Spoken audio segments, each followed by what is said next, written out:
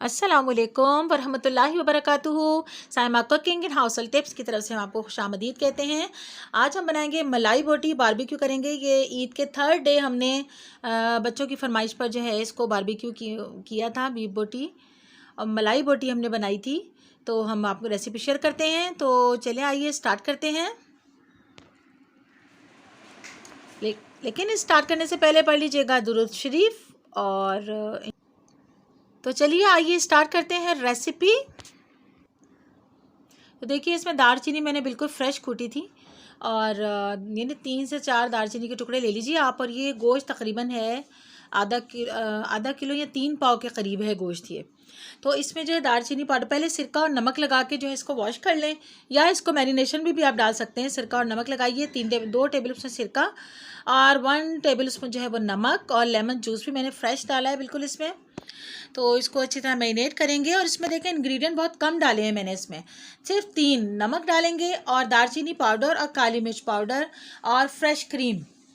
बस मैरिनेशन के हमारे यही इंग्रेडिएंट्स होंगे। सिरका, लहसुन अदरक पेस्ट, नमक और ड्राई इंग्रेडिएंट में जो है वो आपका दालचीनी पाउडर और काली मिर्च पाउडर और नमक। बस तो बस ये डाल के इसको मैरिनेट करेंगे हम 7 से 8 घंटे के लिए।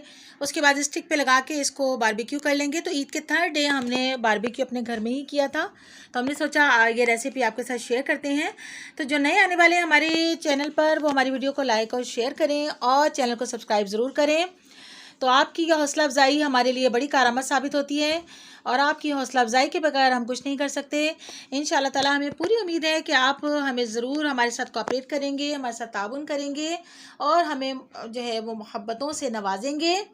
तो अब देखिए, लहसुन अदरक का पेस्ट डाला है मैंने, दालचीनी पाउडर का पेस्ट का पाउडर डाला है, दालचीनी का पाउडर, और यहाँ पर डाला है जो है वो काली मिर्च पाउडर और नमक, और फिर गलावट का पाउडर 1 टेबल स्पून डाला, और फ्रेश क्रीम वो डाल के मैंने इसको मैरिनेट किया था। और फिर बस उसको स्टिक पे लगा के जो है उसको हमने किया है बारबेक्यू। तो आप हमारी वीडियो को जो है वो आप आखिर तक देखिएगा। तो इंशाल्लाह ताला हम फिर मिलेंगे एक नए कंटेंट के साथ। तो आप ये देखिए, हमने यानी बच्चों ने और हमने सब ने मिल के ये इसको बड़ा अच्छा इसको एंजॉय किया, तफरी की, और हमने आपके साथ भी इसको शेयर किया। तो बस आपने ये देखें, गलावट पाउडर डाला है हमने 1 टेबल स्पून, और आधा कप के करीब तकरीबन मैंने फ्रेश क्रीम डाली है, और डाल के इसको मैंने फिर स्टिक पे इसको लगाया है। अब मैरिनेट करना बहुत ज़रूरी होता है जिसको हम बारबेक्यू करते हैं। तो चलिए आप हमारी वीडियो को जो है वो आप एंजॉय करें। तो हमारे चैनल को सब्सक्राइब कीजिएगा, हमारी वीडियोस को लाइक और शेयर कीजिएगा। जो नए आने वाले हैं ज़रूर हमारे चैनल को सब्सक्राइब कर।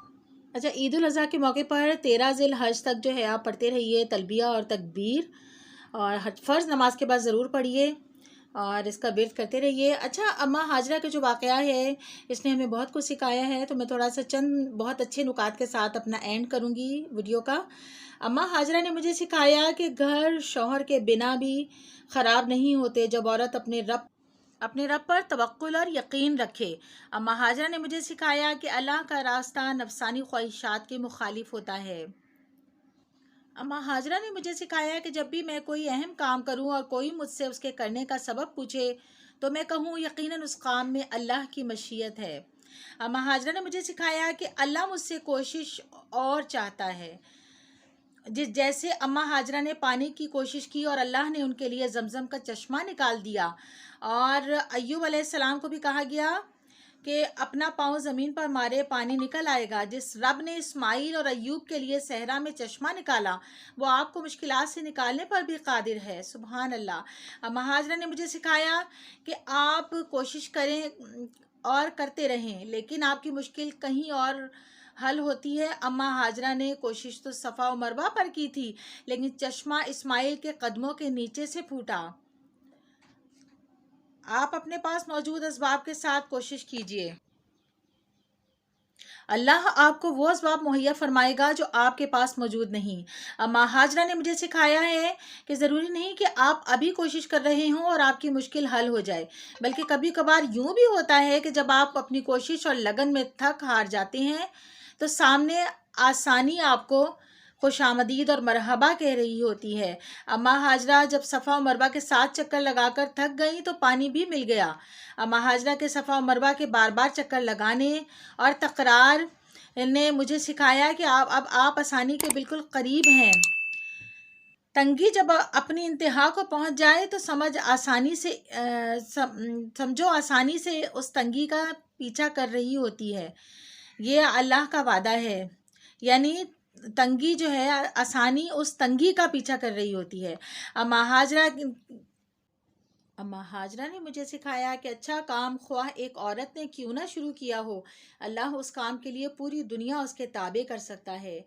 अम्मा हाजरा ने पहली बार सफ़ा मरवा की सई की, जिसके बाद पूरी उम्मत मुस्लिमा के लिए इस सई को हज और उम्रे के शुआइर में से बना दिया।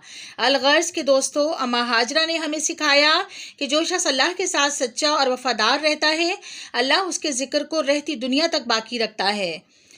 सुभान अल्लाह। तो इंशाअल्लाह ताला फिर मिलेंगे नए कंटेंट के साथ। इन अच्छी बातों के साथ हम इजाज़त चाहेंगे। अल्लाह हाफिज़।